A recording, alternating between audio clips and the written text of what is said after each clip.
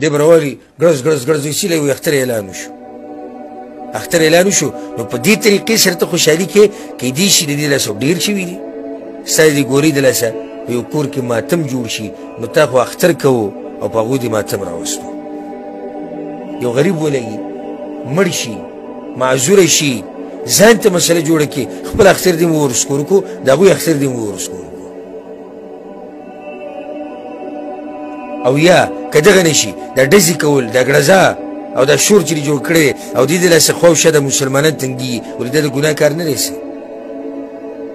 داسې د فخر کار نه دی چې ما کلاشینکوف راوستو زه ډزې کوم ما زه تمانچه ده او زه ډزې کوم دا رسېږي فخر دی مسلمانان تنګوه مسلمانانو ته تکلیف رسوه او په دې فخر کوه زما تاسو ته ګزارش دی پښتنو مسلمانانو ورونو